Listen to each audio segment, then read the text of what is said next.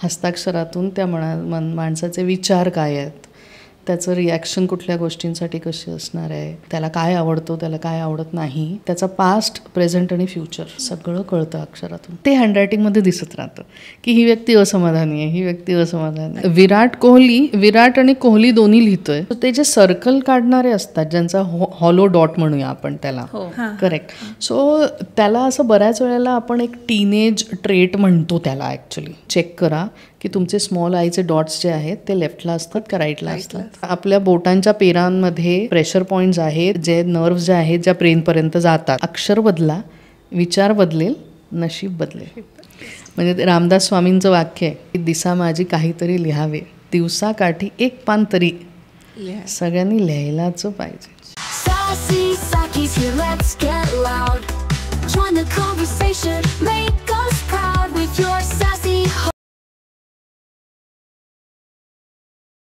नमस्कार, सासी सखीमध्ये आपलं पुन्हा एकदा स्वागत आहे. तुम्हाला माहिती आहे का, तुमच्या हँडरायटिंग पॅटर्न्सवरून तुमचं व्यक्तिमत्व ॲनालाइज केलं जाऊ शकतं. तुमचे करिअर ऑप्शन्स, तुमची compatibility with your partner, health issues, you can know all of this just by analysing your handwriting, आणि त्यालाच आपण ग्राफोलॉजी असं म्हणतो.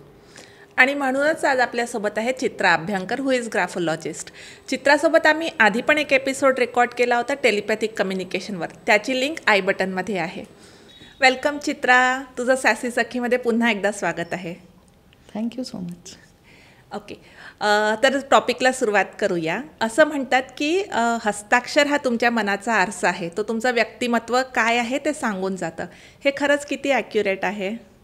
100% आपल्या मनाचा आरसा आहे. आणि मन म्हणजे कॉन्शियस, सबकॉन्शियस, अनकॉन्शियस असे तिन्ही प्रकारचे मन आपण म्हणूया. की मन, अंतर्मन, सूक्ष्म मन, काय काय काय काय अगदी ॲक्च्युली जसं म्हणतात की मनाचं तळ खरं तर कोणाला कळत नाही. बरोबर. तर तेही जरी खरं असलं तरी बऱ्यापैकी आपल्याला हस्ताक्षरातून त्या माणसाचे विचार काय आहेत, त्याचं रिॲक्शन कुठल्या गोष्टींसाठी कशी असणार आहे, त्याला काय आवडतो, त्याला काय आवडत नाही, त्याचा पास्ट, प्रेझेंट आणि फ्युचर सगळं कळतं अक्षरातून. स्केप्टिक्स सगळ्या ठिकाणीच असतात. काही जण म्हणतील की ग्राफोलॉजी हे काही सायंटिफिक वगैरे नाही आहे, तर त्यावर तुझं काय म्हणणं आहे? ठीक आहे, ज्यांना जो विचार करायचा आहे, स्वतंत्र आपण आहोत सगळे. त्याच्यामुळे त्यांना तो विचार करायचा आहे तर करू दे. आणि जसं मी गेल्या वेळेलाही म्हणाले होते की टेलिपॅथिक कम्युनिकेशन म्हणजे काय आहे का, तर जोपर्यंत कुठली गोष्ट प्रूव्ह होत नाही तोपर्यंत आपण ती मान्य करणार नाही. असा समजा विचार असेल तर तो विचार त्यांनी ठेवावा.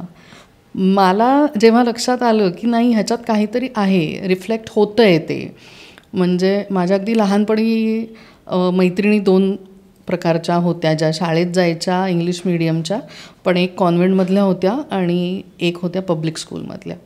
तर कॉन्व्हेंटमधल्या मुलींची कर्सिव्ह हँडरायटिंग असायची. मी पब्लिक स्कूलमध्ये होते, तर तिकडे आम्ही कनेक्टेड रायटिंग लिहायचो. आता मी काही लोकांचं बघते की त्यांचं प्रिंट हँडरायटिंग असतं. तर मुळात हे 3 प्रकारच्या पद्धती झाल्या इंग्लिश लिहायच्या, की तुम्ही कर्सिव्ह वेमध्ये लिहिताय किंवा प्रिंटमध्ये लिहिताय किंवा प्रिंटमधलं कनेक्टेड लिहिताय, पण it is not as complicated as cursive handwriting. आणि मला असं लक्षात आलं की हे लिहिणाऱ्या लोकांची विचारसरणी वेगळी असते, तिघांची आपापसात वेगळी असते. म्हणजे प्रिंटवाल्या माझ्या मैत्रिणी फार नव्हत्या, पण मी खूप वेळेला त्याच्यावरून असं ठरवायचे की सिनेमाला जायचं आहे तर ते कुठल्या मैत्रिणीला विचारायचं, सायन्स एक्झिबिशनला जायचं आहे ते कुठल्या मैत्रिणीला विचारायचं, कारण असं कोणी नाही म्हणेल तर बरं नाही ना वाटत. त्यामुळे तिलाच विचारायचं की गोलगप्पे खाणे चल रही आहे क्या. तर हे तुम्ही कुणाला विचारायचं, कोण येऊ शकेल, हे माझं कुठेतरी कॅल्क्युलेशन खूप सटल पद्धतीने चालू होतं. पण जेव्हा मी शिकले तेव्हा माझ्या लक्षात आलं की अरे ह्याच्यात काहीतरी तथ्य होतं. आणि जसं तू म्हटलं की आता कसं असतं, कॉन्व्हेंटमध्ये कर्सिव्ह शिकवतात, पब्लिक स्कूलमध्ये नसतं. पण मग त्या 2 व्यक्तींमध्ये पण फरक असतो. तू म्हटली जे कर्सिव्ह लिहितात आणि जे नॉर्मल लिहितात. पण आता ते कसं, म्हणजे ते कर्सिव्ह तर शिकवलं आहे म्हणून ते लिहितात, मग how does it reflect their personality? म्हणजे आता कोणाच्या घरात जे आहे ते एका पद्धतीने जेवायचं असं शिकवतात, कुठल्या घरी वेगळ्या पद्धतीने शिकवलेलं असतं. जे शिकवलं आहे ते आपण ॲक्सेप्ट करतो आणि अप्लाय करतो आपल्या आयुष्यात. त्याप्रमाणे आपले विचार होत जातात पुढे. म्हणजे थोडक्यात आता समजा चप्पला घालून आपण घरात यायचं नाही, किंवा चप्पल घालून कुठल्याही अशा ठिकाणी जिथे पावित्र्य राखायचं आहे. म्हणजे हॉस्पिटलच्या वेळेला सुद्धा काही काही लोकांना मनातून अवघड वाटतं की अरे चप्पल घालून जायला पाहिजे का इथे, किंवा नाही हात धुतले पाहिजे. लहान बाळाला हात लावायचा असेल तर आतून इच्छा होणं. सॅनिटायझर वगैरे आत्ता आलं, पण लहान बाळाला भेटायला आपण गेलो की बाहेरून आल्यानंतर हातपाय धुवायचे मगच बाळाजवळ जायचं. बरोबर. तर ही सवय लावली असते काही घरांमध्ये, काही घरांमध्ये नसते. नीट बसून चमचा वाटी घेऊन खायचं ही काही घरांमध्ये सवय असते, नसते. त्याप्रमाणे त्यांच्या वागण्यामुळे दिसतं. सो कर्सिव्हची सवय ज्यांना लागली असेल त्यांची विचारपद्धती एका विशिष्ट प्रकाराची चालते. अच्छा. थोडक्यात अगदी बेसिक म्हटलं तर कर्सिव्ह रायटिंगमध्ये बरेचसे अननेसेसरी स्ट्रोक्स आहेत. म्हणजे आता ए लिहिताना हा असा ए घेऊन टोपी बनवायची, मग खाली आणायचो, मग इथे जायचं, मग असं करायचं. तेच नॉर्मल प्रिंट किंवा कनेक्टेडमध्ये हा आपण इथून वरतून सुरू केला आहे झाला. आता ह्याच्यात कॅल्क्युलेट केलं समजा तर तुझा वेळ, तुझं पेन, तुझी ताकद, तुझी बुद्धी, हे सगळं तू थोडंसं जास्ती लावलं. खरं तर तोच आहे, म्हणजे गरज नव्हती पण. आणि असं आता प्रत्येक लेटर गणिक समजा हे जास्ती जास्ती जास्ती जास्ती होतं आहे. म्हणजे ही किती एनर्जी, किती रिसोर्सेस वाया गेले किंवा उपयोग झाला नाही. तेवढ्या वेळेत माणूस अजून 4 शब्द लिहू शकला असता ना, असं बघायला. तर प्रत्येक शब्द म्हणजे एक काम आहे. सो आता जसं तू हे म्हटलं की कर्सिव्हमध्ये जास्ती स्ट्रोक्स असतात वगैरे, सो असे काही पॅटर्न लिहिण्याचे आणि त्याच्यासोबत लिंक काही टिपिकल ट्रेट्स असतात का माणसाच्या? म्हणजे जसं जी लिहिताना आता तो नॉर्मली पण लिहू शकतो आपण, स्मॉल जी, किंवा मग त्याला खालून लूप पण देतात बरेच जण, किंवा टी जेव्हा लिहितो तोही लिहायचे वेगवेगळे पद्धती आहेत. तर त्या सर्टन ट्रेट्ससोबत कनेक्टेड आहेत का? करेक्ट. सो सगळं म्हणजे काय, तुम्ही ते कंप्लीट करताना की बाबा जी जो आहे तो जी कधी दिसेल, जेव्हा तो वरचा गोळा ती लाईन खाली आली आणि खाली किमान ते छत्रीसारखं कर्व झालं तर तो जी आहे. तू असं करून समजा खाली सोडलंस तर तो क्यू पण वाटू शकतो, किंवा 9 पण वाटू शकतो, किंवा 9 पण वाटू शकतो. करेक्ट.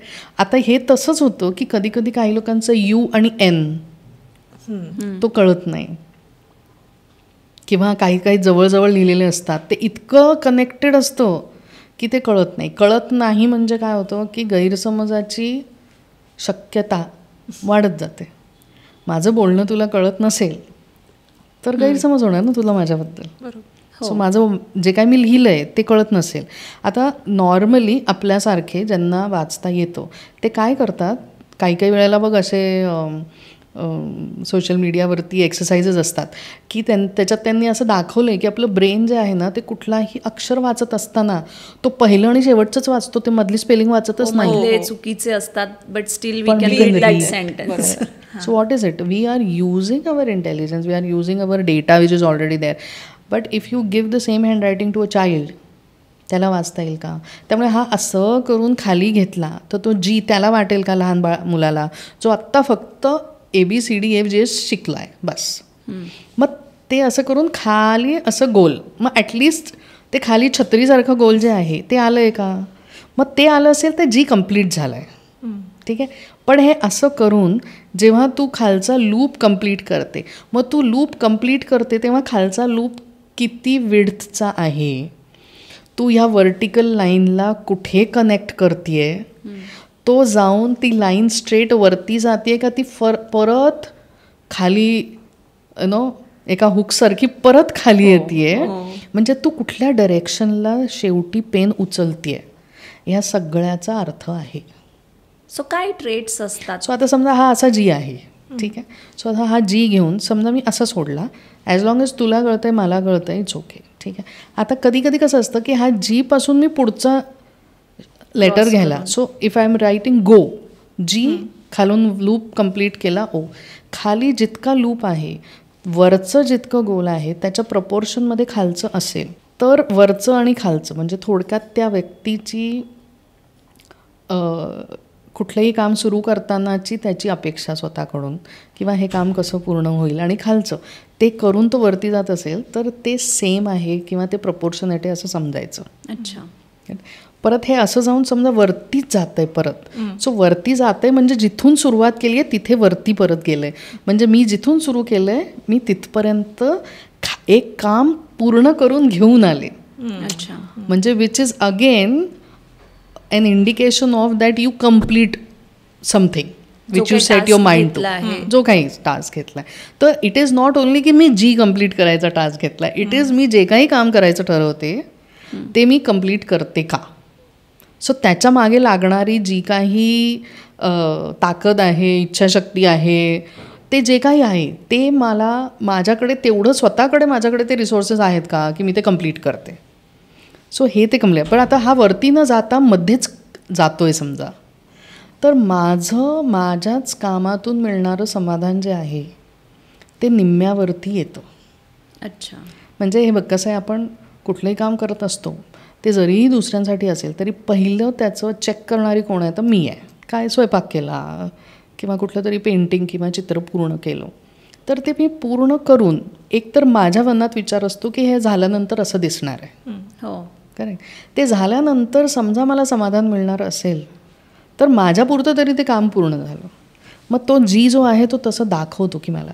पण समजा एका पानभर लिहिताना माझे समजा त्याच्यात 10 G काढलेले आहेत आणि त्या 10 G मधले हा G वरती येतो, खाली व्हर्टिकल लाईन येते, खाली कर्व करते आणि त्या व्हर्टिकल लाईनच्या 50% समजा मी कट करते ती ह्या बाजूला जाताना, तर याचा अर्थ आहे की मला माझ्याच स्वतःच्या कामातून मिळणारं समाधान जे आहे ते पूर्ण मिळत नाही. अच्छा. म्हणजे माझं मन कुठलंही काम पूर्ण होतं ते काम, कारण मी पूर्ण करून तो दिसणाऱ्याला तो जी आहे ते कळतंय, पण माझ्या अपेक्षेप्रमाणे नाही. सो माझ्या अपेक्षा आणि माझे efforts, it is not only अपेक्षा, it is like what. So काही वेळेला काही लोक म्हणतात ना की मला अपेक्षेप्रमाणे यश मिळत नाही. हो. आणि मी जेवढे एफर्ट्स टाकले आहेत ते समोरचा व्यक्ती रेकग्नाईज करत नाही, म्हणून मला परत समाधान मिळत नाही ना. म्हणजे मी काहीतरी केलं आणि मला असं वाटतं की अरे हे छान झालंय आणि तू म्हणतेस की ठीक आहे, ओके, हां, तर ते परत तो फीडबॅक मी घेते, तो फीडबॅक परत माझ्या हँडरायटिंगमध्ये दिसतो. अच्छा. म्हणजे इव्हेंच्युअली कसं होतं, पहिल्यांदा जरी म्हणजे असं समज की लहानपणापासून जेव्हा एखादं मूल मोठं होत असतं ना तेव्हा तो बऱ्याच गोष्टी स्वतःसाठी करत असतो. आपण हळूहळू अपब्रिंगिंगमध्ये काय होतं की आपण त्याला दुसऱ्यांसाठी करायला शिकवतो. हो. करेक्ट. आणि मग दुसरे जे आहे त्याला मार्क देतात. ठीक आहे. आता ते मार्क देत असताना दुसरे समोरचे जे आहेत ते मार्क नीट देत नसतील तर हे मूल मोठं होत असताना ह्याला काय वाटतं की ह्याचा अर्थ मी जे काही देतोय ते समोरच्याच्या पसंतीस उरत नाही आहे, अप टू द मार्क नाही आहे समोरच्याच्या. तर मला येणारं त्यातनं पण समाधान मला मिळत असतं ना. हो. तर मला ते समाधान पूर्ण मिळत नाही, ते माझ्या हँडरायटिंगमध्ये उतरत जातं हळूहळू. कारण तुझ्या समाधानावरती पण माझं समाधान अवलंबून आहे, कारण मी एकटी जगत नाही आहे. राईट. मग ते हँडरायटिंगमध्ये दिसत राहतं की ही व्यक्ती असमाधानी आहे, ही व्यक्ती असमाधानी आहे. असं. सो हे G लेटरबद्दल तू एवढं एक्सप्लेन केलं. अजून एखादा कुठला लेटर आहे ज्याच्याबद्दल बोलू शकतेस? सगळ्याबद्दल बोलता येतं. सो बेसिक जसे 26 लेटर्स आहेत सगळ्या लेटर्सबद्दल काहीतरी. पण आता टू म्हणजे असं खूप सिग्निफिकंट आहे तर स्मॉल आय. ठीक आहे. तर स्मॉल आय ह्याच्यात 2 एलिमेंट्स आहेत. एक ती व्हर्टिकल लाईन आहे, एक त्याच्यावरचं टिंब आहे. तर ते जे टिंब आहे ते त्या व्हर्टिकल लाईनच्या किती जवळ आहे, त्या टिंब आणि त्या व्हर्टिकल लाईनमधलं अंतर, परत त्या व्हर्टिकल लाईनवरती त्या टिंबाची प्लेसमेंट किंवा छोटा मोठा साईज किंवा त्याचा शेप. कधी कधी अगदी भिंग लावून समजा पाहिलात तर काही काही लोकांचा जो टिंब जो आहे तो टिंबासारखा दिसत नाही, तो एखाद्या व्ही सारखा दिसतो. अच्छा. काही गोली काढतात, टिंब पण नाही. म्हणजे अगदी फॅन्सी रायटिंग लिहायचं तर टिंबच्या ऐवजी सर्कल आहे. सो ते जे सर्कल काढणारे असतात ज्यांचा हॉलो डॉट म्हणूया आपण त्याला. करेक्ट. सो त्याला असं बऱ्याच वेळेला आपण एक टीनेज ट्रेट म्हणतो त्याला ॲक्च्युली. आता हॉलो डॉट म्हणजे लक्ष वेधून घेणे. तर ज्या व्यक्तीला लक्ष वेधून घ्यायचं असतं त्या व्यक्तीकडून आपण होऊन तो हॉलो डॉट टाकला जातो. अच्छा. त्याला मनातून बरं वाटतं. हे सुंदर दिसतंय हे. करेक्ट. म्हणजे असं काय म्हणतात, जे जसं मी म्हटलं की सुरुवात त्याची काय होते माझ्यापासून होते की मला ते आवडतंय, माझ्या आतून आलो की मी हॉलो डॉट टाकावा. आता आतून का आलं, कारण मला असं वाटते की मला कुठेतरी अटेन्शन पाहिजे, किंवा मी जे काही करते ते सगळ्यांनी ॲटलिस्ट त्याची तसदी घ्यावी की अरे काहीतरी वेगळं करते काहीतरी. सो त्याला ट्रेट असंही म्हणता येईल की म्हणजे you want to stand in a crowd, किंवा अटेन्शन सीकिंग आहे हेही म्हणता येईल, which is again related to being a teenager. अच्छा. एखादी मुलगी मुलगा वयात येतात त्यांना काय होतं, तर साधारणपणे घरात लोक काय म्हणतात, आरशासमोर जास्त वेळ घालवायला लागलं मूल की वयात आलंय असं समजा. सो आरशासमोर घालवणं म्हणजे काय, स्वतःच्या अपिअरन्सवरती जेव्हा लक्ष द्यायला, म्हणजे काय, you want to stand in the ground की ओके एक काहीतरी तुमच्याकडे बघून वेगळं पण वाटलं पाहिजे. अरे वा आज तुझे केस वेगळे दिसतात, अरे आज काय केलंस तू, हां आज हेअरस्टाईल आहे, आज अच्छा आज तू काजळ लावलीस, आज तू हे केलं. तर हे काय, हे आता असं बघायला गेलं तर सगळेच मुलं जी आहेत ती टीनेजमधून जात असतात, पण ही ट्रेट काय मोस्ट ऑफ द टाइम्स ही असते आणि हळूहळू 20sमध्ये ही कमी होत जाते की थोडंसं मग अभ्यासाकडे लक्ष वाढतं, मग अभ्यासानंतर नोकरी किंवा इतर कामं आहे, आणि मग हा जो प्रकार आहे हा कमी कमी कमी कमी होत जातो, म्हणजे तितका राहत नाही. तरीही काही लोकांचा कंटिन्यू राहतो, तर त्यांचा हॉलो डॉट असेल.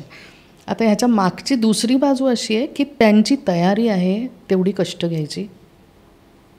म्हणजे काही मुली काय म्हणतील की ना मैं तो पॅन्ट टी शर्ट पहन के चली जाऊँ, अरे पार्टी है, हाँ तो ठीक है नया टी शर्ट पहन लूँगी, ठीक आहे. म्हणजे काय की शी is fine or he is fine with anything or with probably comfort. So she is not seeking or he is not seeking attention on the outfit. More than a look, comfort is स्वतःसाठी. हां की okay नाही 4 तास तिकडे dance beans करायचा आहे, मी काय फालतू कपडे नाही, मी असं घातलं तर मला मस्त डान्स करता येईल, किंवा तिथे इकडे जायचं आहे तिकडे जायचं आहे. आता असं जाऊनही काही लोक छान तयार होतात, तर त्यांची तयारी आहे तेवढा वेळ घालवायची, त्यांची तयारी आहे तो लुक कॅरी करायची, कारण त्यांची इच्छा आहे की त्याच्यावरती त्यांना कॉम्प्लिमेंट मिळावे. So it is actually give and take. म्हणजे त्यांची समजा अटेन्शन सीकिंग म्हणत जरी असलो तरी मला असं वाटतं की त्यांची तयारी आहे तेवढं कष्ट घ्यायची, but I would want to call it की they want to be appreciated, they want to be known, they want the recognition. तर ठीक आहे, तोच डॉट जो आहे जरी तो हॉलो डॉट असला तरी तो समजा त्या व्हर्टिकल लाईनच्या लेफ्टला जातो आहे. म्हणजे मी तुम्हालाही आणि सगळ्या व्ह्युअर्सनाही सजेस्ट करेन की तुम्ही लिहिलेलं कुठलं पान असेल ऑलरेडी, तर तुम्ही त्या पानावरती तुम्ही चेक करा की तुमचे स्मॉल आयचे डॉट्स जे आहेत ते लेफ्टला असतात का राईटला असतात, कुठे आहेत ते चेक करा. समजा लेफ्टला असतात याचा सिम्पल अर्थ असा आहे की तुम्हाला पास्ट टेन्समध्ये रमता, तुम्हाला आवडतं. लेफ्टला असेल तर लेफ्टला असेल, आणि तुमचं राईटमध्ये असेल तर तुम्ही फ्युचरमध्ये जास्त असतं. So there is always this thought about future, इसके बाद क्या, इसके बाद क्या, इसके बाद क्या. म्हणजे तुमचं फ्युचरिस्टिक हे जास्त आहे, ज्याला आपण लिव्हिंग इन द मोमेंट म्हणतो, दॅट इज त्या व्हर्टिकल लॉनवरती वरती. Okay, good perspective. मी बघेन, तुम्ही बघा. आणि समजा तो लेफ्टला असेल तर इट इज हायली रेकमेंडेड की तुम्ही तो at least bring it to centre, because there is no point in living in the past. तर हे झालं हस्ताक्षरबद्दल बोलतोय, तो let's move to signature. Famous पर्सनॅलिटीजचे सिग्नेचर तू ॲनालाइज केले आहेस का? आता अभ्यास म्हणून आपण करतो. हे काय होतं, ह्या सगळ्यामध्ये आपण जेव्हा सिग्नेचर कोणाचं ॲनालाइज करतो तेव्हा व्हॅलिडेशन हा जो एक पॉईंट आहे ना, हा खूप महत्त्वाचा असतो. की मी तुझं सिग्नेचर ॲनालाइज केलं आणि मी म्हटलं की ही अशी अशी अशी अशी आहे, ठीक आहे. आता हे व्हेरीफाय करण्यासाठी तू समोर असशील तर कसं होईल की मी जे म्हणते त्याला तू हो म्हणतेस.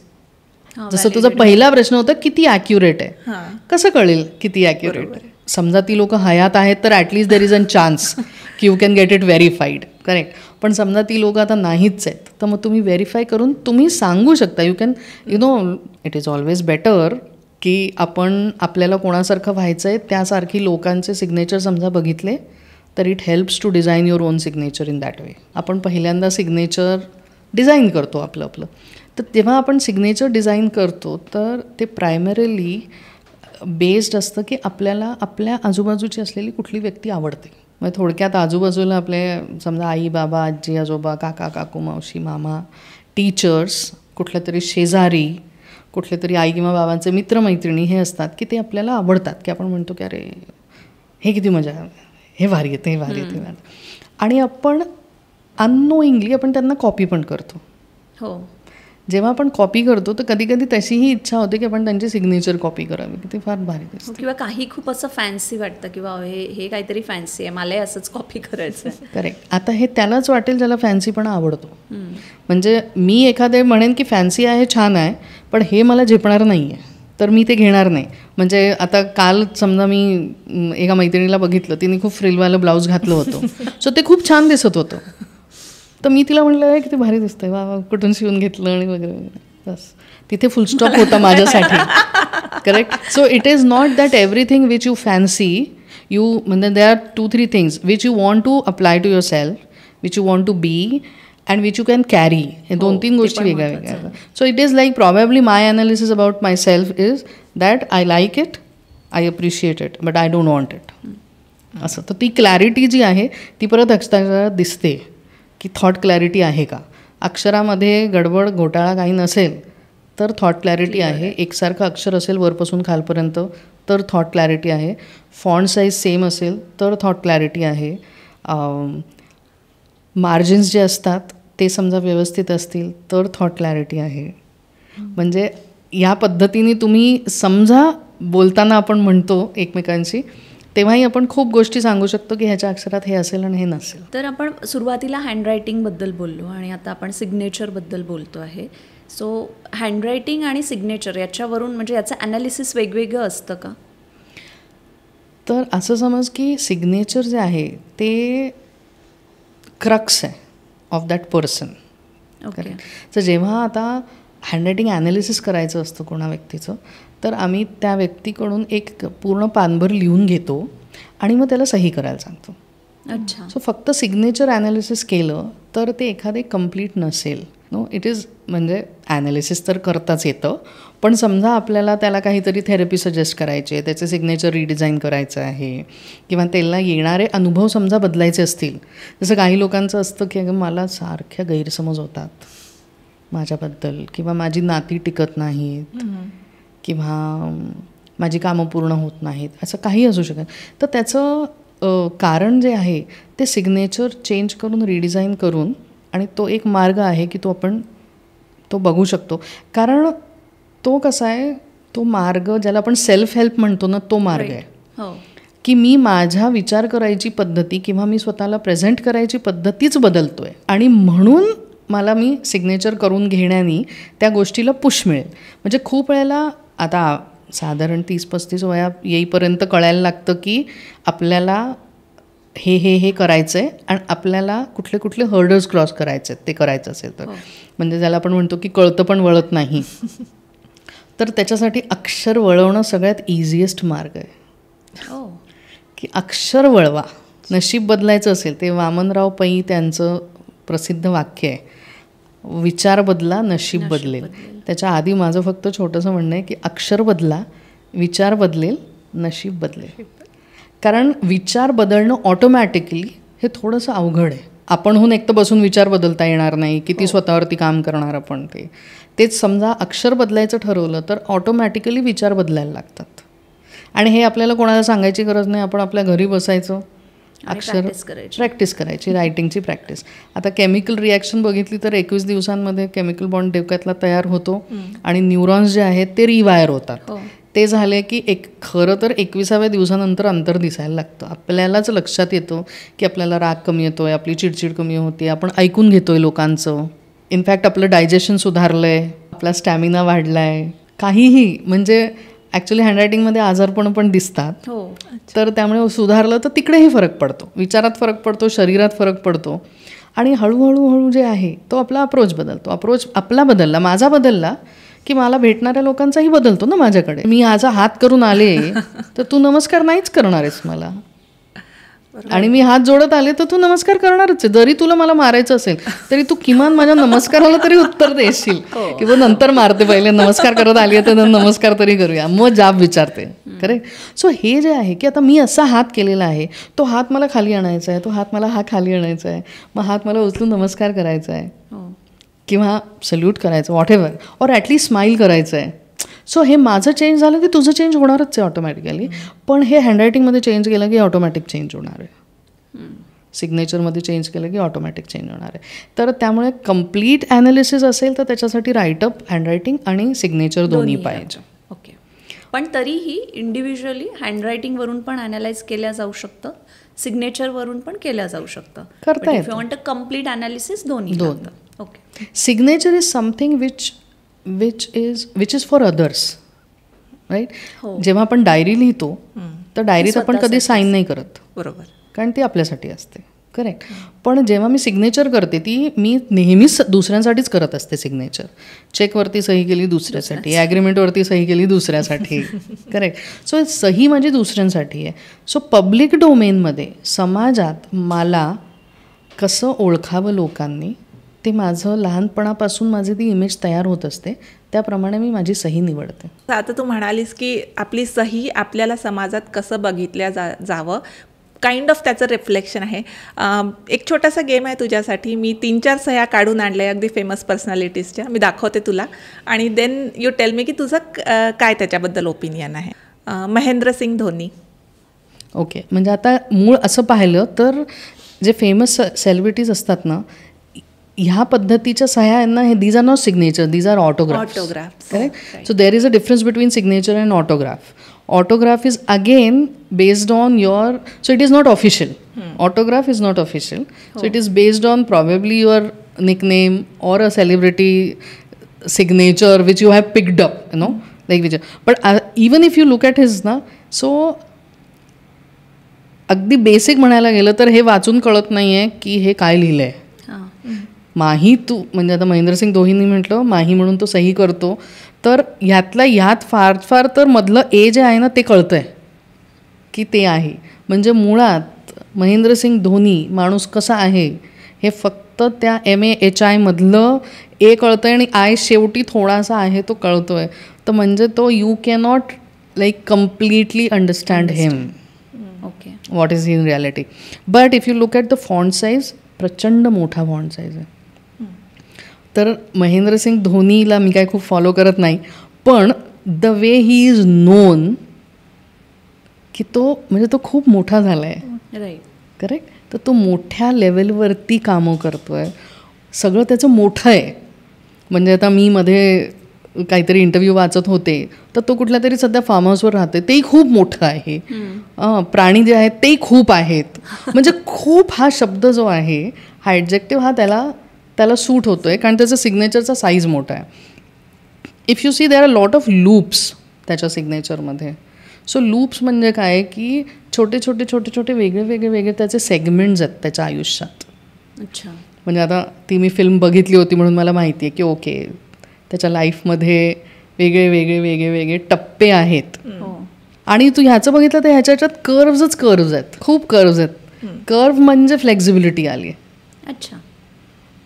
जितकं स्ट्रेट आलं ती म्हणजे आता त्याची तू स्टबन. आता तू ह्याचं समजा बघितलंस वर्किंग स्टाईल समजा, तर कुठेतरी ती फ्लेक्झिबिलिटी दिसून येते ह्याच्यामध्ये. मात्र ती म्हणजे तो he is open to experiments, he is open to, म्हणजे तो तसा लिसनिंग कपॅसिटी पण चांगली असेल ह्याची. आता हे असंच होतं की आता त्याला आजूबाजूला जी ओळखणारी लोकं आहेत, आपल्याला पण काय दिसतं ना, जेवढं सोशल मीडिया मिळालं तेवढंच दिसतं आपल्याला. मूळ हा व्यक्ती कसा आहे, किंवा आता आपण असं काढायचं असेल त्याच्या स्टोरी किंवा बायोपिकमधून, किंवा आत्ता आपल्याला दिसतं बाबा मुलगी आहे त्याला हे आहे ते, की तो इन जनरल कसा वागतो, तो बाबा त्याच्याबद्दल कुठलंही स्ट्रॉंग काहीच मीडियामध्ये नाही आहे की त्याची वाद झाले आहेत का भांडाभांडी झाले. तर ती जी फ्लेक्झिबिलिटी आहे, तो कर्व जो आहे तो खूप आहे त्याच्या हँडरायटिंगमध्ये. किती फ्लेक्झिबल आहे तो माणूस, कटकट नाही. म्हणजे तू बाजूला सरक, तो म्हणत बरं सरक खाला फॉर अ रिझन. हां की ओके बाजूला सरक, बरं मग सरकतो, बरं मग असं उभा राहतो, बरं उभा राहतो. सो हे जे आहे ही फ्लेक्झिबिलिटी जी आहे की ओके तर ती ह्याच्या सिग्नेचरमधून दिसते. पण this is again a autograph not a signature. Similarly मी अजून एक ऑटोग्राफ शोधून काढला होता, विराट कोहली. आता तू बघ कसं आहे, विराट आणि कोहली दोन्ही लिहितोय करेक्ट. म्हणजे हे सगळं पण it is a reflection of the way the person thinks. If somebody thinks very highly about the family they would write the surname. अच्छा. मग आता महेंद्रसिंग धोनी तर फॅमिलीबद्दल काय विचार करतो ना हे आपल्याला समजून घ्यायला स्कोपच नाही आहे. कारण त्यांनी त्याचं ते जे मीडिया नेम आहे म्हणजे त्याला समजा सगळी लोक माही म्हणून हाक मारतात, त्यांनी तेवढीच साईन केली कारण ते ऑटोग्राफ आहे. सो ऑफिशियल सिग्नेचर त्याची कशी आहे मला माहिती नाही. If it is MS Dhoni then it shows that okay he is what he shows that a family person who is respecting the parents and the roots and everything असं. आता विराट कोहली पण कसं आहे की तो विराट पण साईन करतोय आणि कोहली पण लिहितोय. So he is in a way he is proud of his family surname and he is also proud of himself की तो पूर्ण विराट लिहितोय. राईट.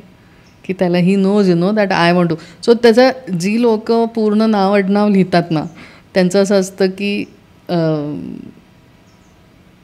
मेरे को तो ऐसे ही चाहिए. अच्छा. म्हणजे थोडीशी त्यांचं कॉम्प्रोमाइज किंवा ॲडजस्टमेंट करायचं कोशण जे आहे ते कमी असतं किंवा ते त्यांनी अप्रूव्ह केलेलं असेल तेवढंच असतं. म्हणजे ते कोणाच्या म्हणण्यावरती नाही करणार.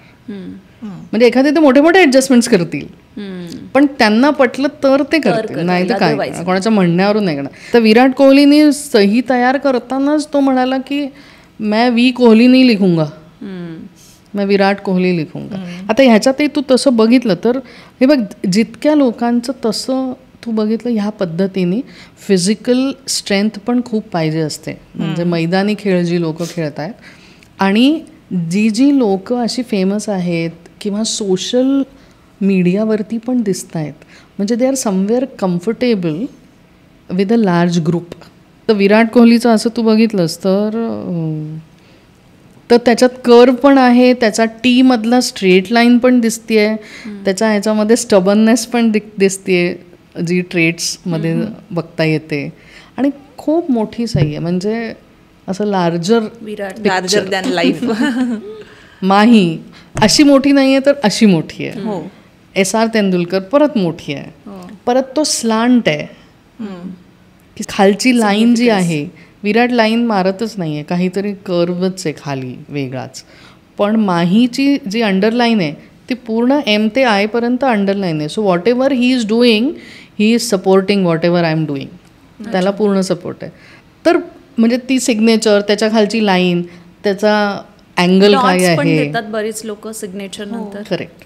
सो 1 किंवा 2 डॉट समजा त्या लाईनच्या खालती असतील तर they are considered as beautification म्हणूया किंवा छान दिसतंय असं म्हणूया. ते मात्र परत ते डॉट्सच्या प्लेसमेंटचा असतं की समजा ते डावीकडे ती लाईन आहे त्याच्या समजा डावीकडे ते डॉट्स दिलेले असतील तर अशी व्यक्ती जी आहे ती रिस्क घ्यायच्या स्केलवरती सगळ्यात कमी रिस्क घेणारी असते.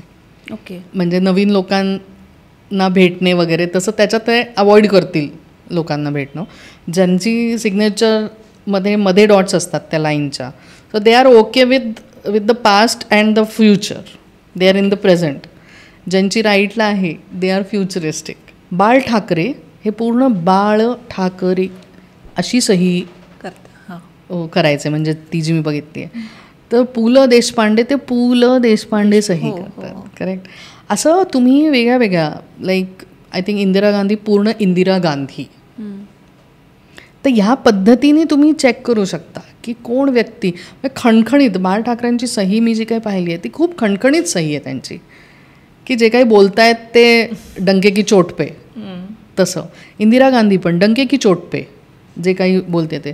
राहुल गांधीची सही कळतच नाही त्यामुळे तो काय बोलतोय ते कळत नाही.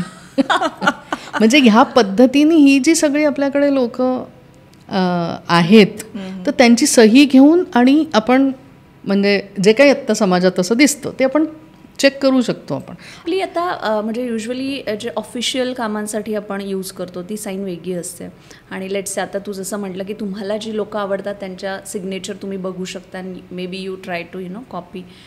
तर मग माझी ऑफिशियल सिग्नेचर वेगळी आहे पण मला आता चेंज करायची आहे. सो मी असं ऐकलं म्हणजे जे काय आम्ही स्टडी करत होतो त्याच्यातनं की it's okay if you keep the original signature जी ऑफिशियली आहे पण तुम्हाला जर ते ट्रेट्स हवे असेल तर यू कॅन प्रॅक्टिस इट म्हणजे just unofficially. Correct. So see this is what normally suggested. अच्छा. की जसं कोणी समजा म्हटलं की मला हाय हील घालायची, ठीक आहे, मला सवय नाही आहे, मग मी काय करते, हाय हील विकत आणते, मी आधी घरी प्रॅक्टिस करते. ज्या दिवशी मला कॉन्फिडन्स येतो त्या दिवशी मी बाहेर जाते. सी कधी कधी कसं असतं की ज्या वेळेला मी सही बदलते आणि त्याची प्रॅक्टिस मी सही बदलते म्हणजे काय, हा खूप मोठा निर्णय असतो. ज्या वेळेला मी स्वतःला बदलायचं ठरवते की मला बदलायची आहे माझी इमेज, तो तिथे निर्णय झालेला असतो. सही बदलणं न बदलणं is just a reflection. Okay. Correct.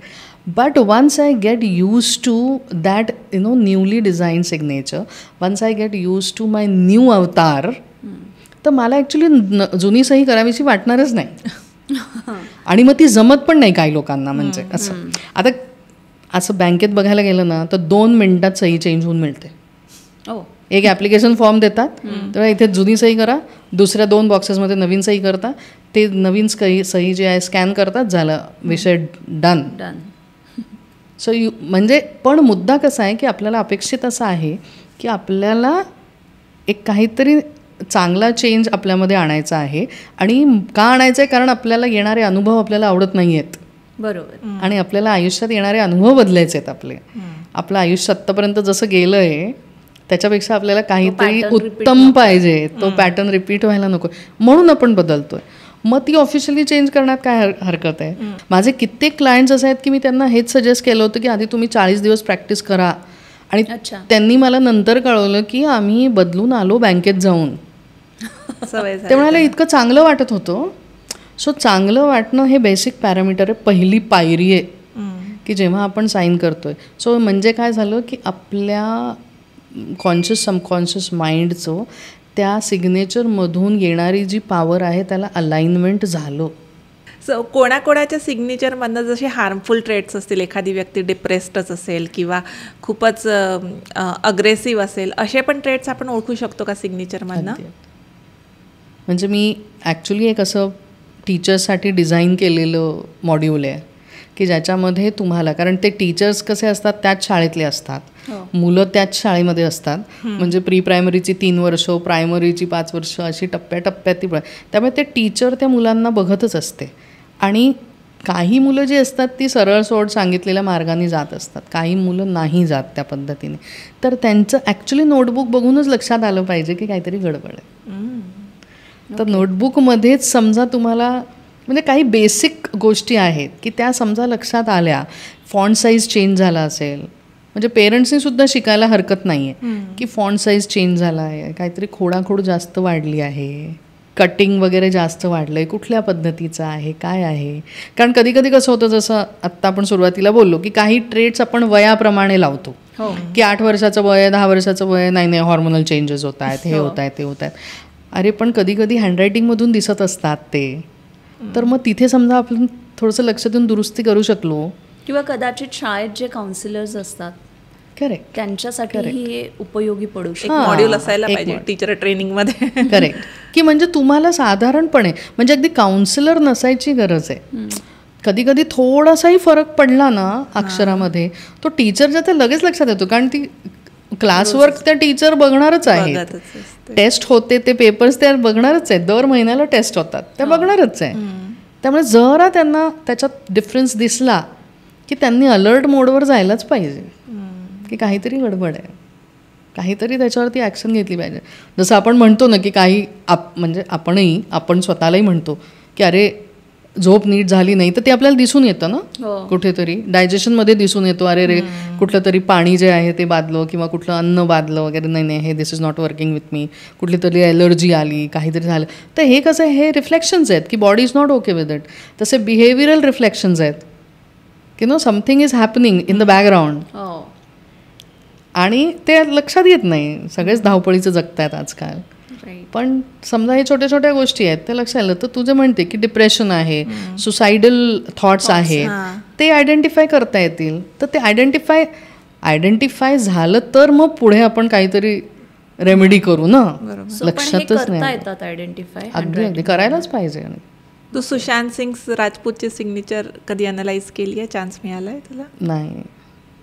पण म्हणजे मला तेच म्हणायचं आहे की एक असतं की व्यक्ती म्हणजे आता खरं तर त्याचं काहीच माहिती नाही आहे. करेक्ट. की म्हणजे मर्डर होता का सुसाईड होतो हे आपल्याला माहिती नाही आहे.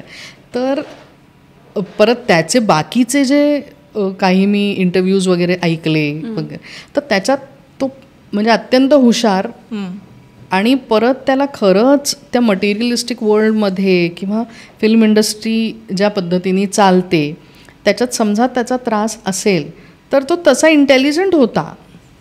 सोडून जाणं शक्य होतं. जो इंजिनिअरिंग सोडून इकडे येऊ शकतो तो इकडून सोडून तिकडे जाऊ शकला असता. त्यामुळे ह्या गोष्टी ज्या आहेत की इतक्या इंटरलिंक्ड आहेत पण आपल्याला व्हेरीफाय करता येत नाहीत. बरोबर.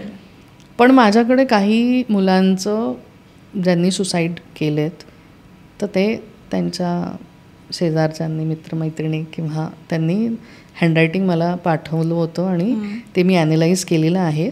तर there are lot of traits की जिथे आईवडिलांनी बघायला पाहिजे. हल्ली काय होतं आहे मार्क खूप पडत असतील तर ते म्हणजे एक वेगळाच मुखवटा तयार होतो. त्याच्यामुळे काय वाटतं की बाकी सगळं ठीक आहे. की ज्या मुलाला मार्क पडत नाही म्हणजे ज्या मुलाला मार्क पडत नाही त्याच्याकडे बघण्याचा दृष्टिकोन आईवडिलांचा टीचर्सचा सगळ्यांचा वेगळा असतो की काहीतरी गडबड आहे याच्याबरोबर का याला मार्क पडत नाही आहे. मला वाटतं अक्षर बघा. कारण mark is again a very different thing. म्हणजे ज्या मुलांना जसं पहाडे पाठ होत नसतील त्याला गाणी पाठ होत नाही आहेत का हा माझा प्रश्न आहे. कारण गाणी पाठ होत आहेत म्हणजे इथे जी सिस्टम आहे ना ती काम करते. पत्ते पाठ आहेत, गाणी पाठ आहेत, सगळं बाकीचं सगळं माहिती आहे त्याला आणि पहाडे पाठ होत नाही आहेत. म्हणजे काय पहाड्यात इंटरेस्ट नाही आहे म्हणून पाठ होत नाही आहे. इथे गडबड नाही आहे. इथे काहीतरी गडबड असेल काहीतरी मिसिंग असेल तर काहीही पाठ होणार नाही आहे. काही म्हणजे ज्याला आपण म्हणतो की म्हणजे वेंधळेपणा असतो किंवा काही ऑर्गनाईज करताच येत नाही आहे. नीट कपडे घडी घालणं इज अ रिफ्लेक्शन की ते मूल नीट विचार करत आहे का. अच्छा. तर हे जे प्रत्येक गोष्ट हाताळणं इज अगेन म्हणजे त्याला आपण जसं सोपं fine motor skills gross motor skills म्हणतो तर तेच रायटिंगमध्ये. इतक्या जागेत हे बसेल का डोळ्यांनी कळलं पाहिजे ना. म्हणजे अनफॉर्च्युनेटली सध्या मार्क हे एक क्रायटेरिया झाला आहे आणि म्हणून अशा मुलांकडे म्हणून समजा तू बघितलंस तर ॲक्च्युली 90% मुलं आहेत ना त्यांचेच फेसबुकवरती वगैरे दिसून येतात की ते मूल गायब आहे. म्हणजे सगळ्यांचे ज्यांचे मार्क खूप आहेत आणि मग लोक म्हणतात अरे खूप हुशार होता. तर हुशारी आपण मार्कांनी मोजतोय. हुशारी ही पण आहे ना की तुम्हाला कुठली गोष्ट आवडत नाही ती तुम्हाला बोलता येते का त्याच्याबद्दल. बरोबर. किंवा जे नाही करायचं आहे करता येत आहेत का मनात काय ते सांगता येत आहे का आणि ते अक्षरातून दिसतं. पालकांनी अक्षर बघावं मार्कशीट बघायच्या ऐवजी. सो आता आपण म्हटलं की अक्षरांवरून बऱ्यापैकी व्यक्तीविषयी त्याच्या ट्रेड्स कळू शकतात. तर जसं आपण लग्न करण्यापूर्वी पत्रिका मॅच करतो तसं हँडरायटिंग ॲनालिसिस किंवा सिग्नेचर ॲनालिसिस करायला पाहिजे का आणि ते किती वर्क करेल. सिग्नेचर ॲनालिसिस हँडरायटिंग ॲनालिसिस करायला पाहिजे. लग्न करताना करायला पाहिजे. पार्टनर कोणाला घेताना करायला पाहिजे. तुम्ही समजा कोणाला नोकरीवर ठेवताय आणि तुमची स्पेसिफिक रिक्वायरमेंट आहे तेव्हा करायला पाहिजे. हँडरायटिंगमध्ये एक खूप मोठा प्रकार आहे ज्याला म्हणतो आम्ही की सक्सेस ट्रेट्स काय आहेत. अच्छा. इव्हेंच्युअली आपल्या सगळ्यांना यशस्वी व्हायचं आहे. करेक्ट.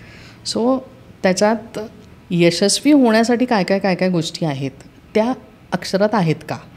आपल्याला ज्या कामासाठी हा माणूस ठेवायचा आहे ते स्किल्स त्या माणसात आहेत का. तर ते मार्कशीटमध्ये नसतात, सर्टिफिकेशनमध्ये नसतात. करेक्ट. सर्टिफिकेशनमध्ये येत असेल की बाबा याला या C++ जावा आणि येतं किंवा काय ते स्क्रम मास्टर आहे ऑर वॉट एव्हर. पण आपल्याला काय पाहिजे तो माणूस वेळेवरती यायला पाहिजे. तो माणूस काम कंप्लीट करून डिलिव्हरी देता आली पाहिजे. राईट. मग समजा तो एका जागी बसून त्यांनी काम केलं तरच ते काम कंप्लीट होणार आहे. म्हणजे ह्या इतक्या बारीक बारीक बारीक गोष्टी आहेत यशस्वी होण्यासाठी. काही याचं कलाकार आहे पण समजा वेळेवर कामासाठी पोचत नसेल तर काय उपयोग? मग रेकॉर्डिंग होणार नाही वेळेवरती किंवा काम कंप्लीट नाही होणार. मग ती चिडचिड. सो म्हणजे असं आपण कोणाला कामावरती ठेवतो तर पंक्च्युअलिटी कशी आहे, फिजिकल एनर्जी कशी आहे, सेल्फ एस्टीम आहे का. राईट. कारण सगळ्या गोष्टी मिळून आपण एक व्यक्ती तयार होतो. आणि ह्या बेसिक गोष्टी इंटेलिजन्स टॅलेंट वगैरे असलेले खूप लोक असतात पण सगळेजण यशस्वी होत नाहीत का. कारण नीटनेटकेपणा पाहिजे, ऑर्गनाइज्ड, आणि तू म्हटल्याप्रमाणे काही फॉरेन कंपनीज ॲक्च्युली रिक्रुटमेंटच्या आधी हँडरायटिंग ॲनालिसिस करतात. मी काम करते अशा फर्म्सबरोबर की जिथे ते समजा त्यांना कुठल्या हायर पोझिशनवरती त्यांच्याकडे 2 किंवा 3 कॅन्डिडेट्स असतील आणि आता त्यांना ठरवायचं असेल की कोणाला ह्या 3 पैकी कोणाला घ्यायचं. तर मग त्यांना मी विचारते की तुमची जॉब रिक्वायरमेंट काय आहे, मला नेमकं काय करणारा माणूस पाहिजे.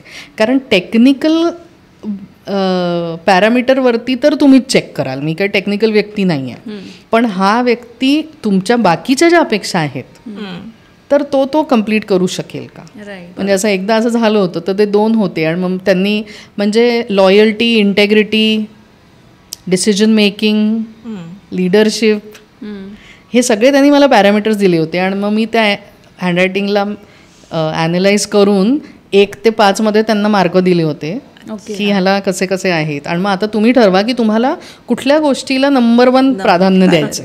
कम्पॅटेबिलिटी टेस्ट म्हणतात त्याला, ऑल्दो मला कम्पॅटेबिलिटी शब्दाला बदलून मला कॉम्प्लिमेंटिंग टेस्ट आहे का असं म्हणायला आवडेल. कारण खूप वेळेला मला आता असं वाटतं की जे चेक करतात की मला ट्रेकिंगची आवड आहे, तुला ट्रेकिंगची आवड आहे का, मग ते टिक करतात. करेक्ट. सो मला असं वाटतं की ह्या मोनोटॉनीचा काही दिवसांनी वर्षांनी कंटाळा येतो. तर त्याच्यापेक्षा तुम्ही बेसिक जे कोर व्हॅल्यूज आहे ना जगण्याचे तेवढे चेक करा बस. माणूस प्रामाणिक आहे का, माणूस फॅमिली ओरिएंटेड आहे का, माणूस इंडिपेंडंटच राहू चाहतो. ते सगळं हँडरायटिंगवरून कळतं की खूप ॲम्बिशियस आहे का नाही आहे, खूप लोकांना भेटायला आवडतं का नाही आवडत. त्यामुळे म्हणजे तुम्हाला कशाने फरक पडतो. कधी कधी ती मग उलट म्हणेन की ॲक्च्युली संसार जो आहे त्याची जी डेफिनेशन आहे ती, कारण हे खूप मोठं आयुष्य आहे एकत्र जगायचं. तर मग त्याच्यामध्ये कॉम्प्लिमेंटरी असलं तर मला वाटतं जास्त चांगलं. Because then you bring out the other side in each other. तो आपण ग्राफोलॉजीबद्दल इतकं डिस्कशन केलं आहे आत्तापर्यंत, बट मोस्टली आपण इंग्लिश लेटर्स आणि त्याच्यातले कर्व्स त्याच्याबद्दलच बोललो आहे. सो इज इट सो की हा जो कॉन्सेप्ट आहे ग्राफोलॉजीचा हा फक्त इंग्लिश भाषेपुरताच मर्यादित आहे की बाकीच्या लँग्वेजेसला पण हा सिमिलरली अप्लाय होतो? 2 प्रकार असतात हँडरायटिंग ॲनालाइज करायचे. एक असतं की ते कसं अपियर होतं आहे. ठीक आहे. तर त्या अपियरन्सच्या पद्धतीने समजा ॲनालाइज करायचं म्हटलं तर तू जगातली कुठलीही लिपी ॲनालाइज करू शकतेस. एव्हरीथिंग. आता ट्रेटमध्ये कसं आहे की तेवढा अभ्यास जेवढा इंग्लिश लेटर्सचा झाला आहे तितका अभ्यास जॅपनीजचा झाला आहे का मला माहिती नाही. ठीक आहे. पण तरीही जॅपनीज हँडरायटिंग जशी जॅपनीज हँडरायटिंग जी आहे लिपी म्हणजे ती प्रचंड अँग्युलर लिपी आहे. सो अँग्युलर म्हणजे काय की extreme logic, extreme reasoning, absence of emotion. So आता आपण असं बघितलं तर टेक्नॉलॉजी कुठली चांगली आहे, जर्मन लोकांची, जापनीज लोकांची. सो टेक्नॉलॉजी आली because technology doesn't have emotion and it doesn't need emotion. Correct. कला ह्याला इमोशन पाहिजे. ओके. म्हणजे बाकी लँग्वेजेसमध्ये हे ॲप्लिकेबल आहे, फक्त इंग्लिश इज जास्ती यूजमध्ये आहे त्याच्यामुळे त्याच्या बेसिसवरच मोस्टली आपण करेक्ट ॲनालाइज करतो. म्हणजे मध्ये ॲक्च्युली मी जॅपनीज ह्याचं हँडरायटिंग ॲनालाइज केलं होतं 2-3 जणांचं आणि असं लक्षात आलं की तिथे लोक स्वतःला एक्सप्रेस करत नाहीत हो आणि म्हणून तिथे डिप्रेशनचे केसेस जास्त असतात. बरोबर. सो एखाद्या व्यक्तीला जर फायनान्शियल इश्यूज असतील खूप सारे, तर त्याच्यासाठी ग्राफोथेरपी और ग्राफो रेमेडी काही असतील सजेस्ट करू शकता? की ज्या व्यक्तीला काहीतरी फायनान्शियल क्रंच आहे किंवा फायनान्शियल प्रॉब्लेम्स येत आहेत, तर त्यांची सही त्यांनी जेव्हा ते 10वी-12वीत होते तेव्हा त्यांनी ती सही डिझाईन केलेली असेल. त्यावेळेला त्यांची जी स्वप्न असतील त्याप्रमाणे ती सही असेल. आणि आता त्यांची समजा स्वप्न बदललेली आहेत, तर त्यांनी सही रिडिझाईन करून घेणं हा एक मोठा ऑप्शन आहे आणि त्यांनी तो वापरावा. तर आता आपण जसं फायनान्शियल इश्यूजचं बघितलं, आजकाल लोकांना हेल्थ इश्यूज पण बरेच असतात आणि बऱ्याच ठिकाणी मी असं बघितलं की हेल्थ इश्यूज आहे तर तुमच्या ह्या रेमेडीज आहे. So does it like one size fits all, म्हणजे मला हेल्थ इश्यू आहे, हिला हेल्थ इश्यू आहे, तर एकच रेमेडी सगळ्यांसाठी काम करते का? नाही करत. आणि माझी तुम्हाला आणि सगळे बघणाऱ्यांनाही रिक्वेस्ट आहे की त्यांनी फक्त अर्धवट माहितीवरतून कुठलंही रेमेडी फॉलो करायला जाऊ नये. ॲब्सोल्युटली. कारण एक माझ्याबरोबर शिकायला होती एक मैत्रीण आणि तिच्या असं लक्षात आलं की आपल्यात ह्या गोष्टीची कमतरता आहे. तर आता आम्ही सांगतानाही लोकांना काय सांगतो की तुम्ही रोज ही प्रॅक्टिस करायची आहे. हो. आणि फॉर एक्झाम्पल समजा कोणाचा सेल्फ एस्टीम आहे तर त्याचं लेवल समजा आत्ता जे आहे ते 4 ते 5 आहे. ठीक आहे. रेकमेंडेड आहे 7 ते 8. आपल्याला काही 9 ते 10, 10, 11, 12 सेल्फ एस्टीम नको आहे. कारण आपल्याला समाजात राहायचं आहे. तर आपण खूप मोठा इगो, खूप सेल्फ एस्टीम घेऊन राहिलो तरी आपल्याला शेवटी दुःख मिळणार आहे. तर एक मॅनेजेबल जितकं आहे. आता हे तारतम्य बाळगण्यासाठी कुठलाही तरी एक्सपर्टची, कोणातरी अनुभवी व्यक्तीचा सल्ला घेणं अत्यंत आवश्यक आहे. कारण हल्ली सोशल मीडियावर खूप असे काय म्हणू व्हिडिओज असतात, फ्री ॲडवाइजेस असतात. तू बघितलं आहे का कुठलं? हो. मी समहाव एक फिअर किंवा एन्झायटी याच्यासाठी एक काहीतरी ते एस कनेक्टेड काढायचे. ओके. सो हे सगळ्यांनीच करणं योग्य आहे का आणि सगळ्यांनाच करून तो रिझल्ट मिळणार आहे का जो अपेक्षित आहे? आता तू समजा खरं तुझ्या घरातल्याच 10 माणसांना तो एस काढायला सांगितलं ना, एक तर सगळ्यांना जमणार नाही आहे. करेक्ट. दुसरा, तो रेकमेंडेड किती आहे? फक्त 2 किंवा 3 कनेक्ट करणं. अच्छा. तर ते कुठेतरी त्या गोष्टीचा बॅलन्स ठेवणं अत्यंत महत्त्वाचं आहे. परत आपली अपेक्षा काय आहे, आपण मूळ कसे आहोत. म्हणजे प्रोटीन शरीरासाठी चांगलं आहे, पण म्हणून नुसतं प्रोटीन खाऊन नाही ना जगतायत, काहीतरी 4 दिवसांनी त्रास सुरू होणार आहे. तर ज्या गोष्टीचं बॅलन्स आहे ते बॅलन्स करणंच आहे. त्यामुळे तुला जे लागू होईल. कधी कधी असंही होतं की एखादी मैत्रीण कोणाचा तरी सल्ला घेते आणि ती प्रॅक्टिस करते वगैरे, तिच्या लक्षात येतं की अरे हे काम करतंय, ती लगेच दुसऱ्या मैत्रिणीला सांगते की मला ह्याने खूप फायदा झाला, तू पण हे कर.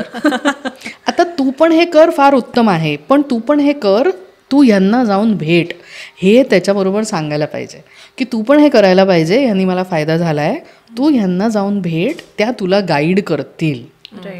तर ते जे गाईड करणाऱ्याचं महत्त्व ते काय आहे की there is somebody who is taking responsibility of the entire process. बरोबर.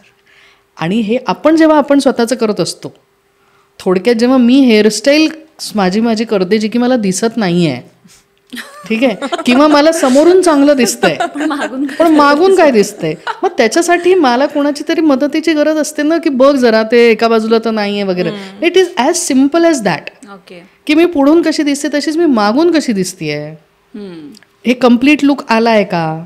तर त्याच्यासाठी आपल्याला कुठला तरी दुसरा व्यक्ती पाहिजे, त्याची मदत घ्यावी. म्हणजे बेसिकली हे प्रोफेशनल गायडन्सच्या अंडरच करायला हवं, otherwise there might be some side effects. जेव्हा थेरपी असते तेव्हा मी लोकांना सांगते, जे ॲक्च्युली थेरपी घेतात ना, ते रोज मला जे काही मी एक्सरसाइज रायटिंग करायचं दिलेलं आहे त्याचं ते फोटो काढून रोज मला पाठवतात. मग मी तो चेक करते आणि त्यांना सांगते की हे बरोबर येतंय, एवढं नाही येते, इथे बघा, इथे हे करा वगैरे वगैरे. म्हणजे it is an entire process. Correct. Because we are trying to change something which has been there for years. आज आपण जे कुठली लोक थेरपीसाठी किंवा सिग्नेचर चेंज करायसाठी जातात, ती समजा अगदी 20 आणि 25 वर्षाच्या वरती असतील तर ती सही त्यांनी गेली 10 वर्ष वापरलेली आहे. त्या सहीप्रमाणे, त्या हँडरायटिंगप्रमाणे त्यांचे ऑलरेडी तसे विचार बनलेले आहेत. इथे किल्ले बांधलेले गेले आहेत. आता ते किल्ले चुकीचे समजा बांधलेले आहेत, कुठे खिडकी आहे, खिडकी नाही, एकाच भिंतीवरती 4 खिडक्या आहेत, तर ते समजा दुरुस्त करायची गरज असेल तर ते कोणतरी आर्किटेक्ट पाहिजे ना. नाहीतर आपण बिना आर्किटेक्टची घरं बघितली आहेत कशी असतात ते. आजकाल आपलं ॲक्टिव्ह रायटिंग खूप कमी झालं आहे. मोस्टली ॲप्स असतात सगळ्या गोष्टींसाठी, त्याच्यामुळे युजली आपण फोन असो किंवा लॅपटॉप टाईपच करत असतो. पण ॲट द सेम टाईम आपल्याला बऱ्याचशा लोकांना health issues, financial issues, mental stress वगैरे असे बरेचसे इश्यूज असतात. इज इट सो बिकॉज आपण आता रायटिंग करत नाही आणि म्हणूनच आजकाल स्ट्रेस बस्टर म्हणून एक जर्नलिंगचं ट्रेंड आलं आहे? हुशार लोक आहेत ना की ज्यांना हे माहिती आहे की लिहिण्याचे, बोटं वापरून लिहिण्याचे प्रचंड फायदे आहेत. मी बऱ्याच क्रिएटिव लोकांना भेटले, ते काय मला म्हणाले की मैं मीटिंग में जब जाता हूँ ना, मैं डायरी लेके जाता हूँ, या कुछ सोच रहा होता हूँ ना, तब डायरी पेन लेके बैठता हूँ. बाकी सगळं काम लॅपटॉपवर आहे. कारण त्या लोकांना कळलंय की माझी क्वालिटी वेगळी असते, माझी थिंकिंग प्रोसेस वेगळी असते.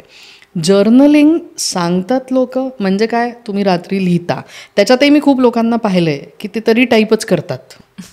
जर्नलिंग करताना सुद्धा ते टाईप करतात, लिहित नाही. मला तर असं म्हणायचं आहे की जसं आता तू म्हणालीस की ही रेमेडी ती रेमेडी, आत्ता सगळ्या रेमेडी बाजूला ठेव. जनरल, मग तू काय, ही काय, मी काय, तुझं 10 वर्षाचं मूल काय आणि तुझी 70 वर्षाची सासू काय, प्रत्येकाने समजा दररोज 1 पान लिहिलं आणि वेळ असल्यास मराठी आणि इंग्लिश दोन्ही लिहिलं, मला येऊन सांगायचंच की 21 दिवसांनी फरक पडला का. एकूणच चित्तवृत्ती म्हणतो ना आपण, त्याच्यातच फरक पडणार आहे.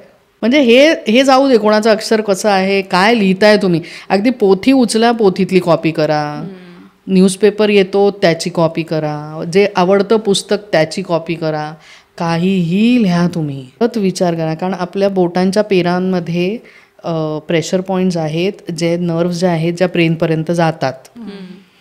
म्हणजे हा माझा अभ्यासाचा विषय आहे की अल्झायमर्स, डिमेन्शियासारखे जे आजार वाढत आहेत ते कारण आपलं ह्या बोटांच्या प्रेशर पॉईंट्स जे आहेत त्याच्यावरती प्रेशर क्रिएट होत नाही आहेत. आपले फोन स्मार्टफोन्स आहेत. आपण हल्ली घड्याळाचा खरं तर पट्टा लावताना सुद्धा ह्याच्यावरती जो प्रेशर येतं ना, म्हणजे इमॅजिन की तुम्ही ते बेल्ट ओढता, मग तुम्ही ती पिन इकडे भोकात अडकवायचं, मग परत ते लावायचं वगैरे.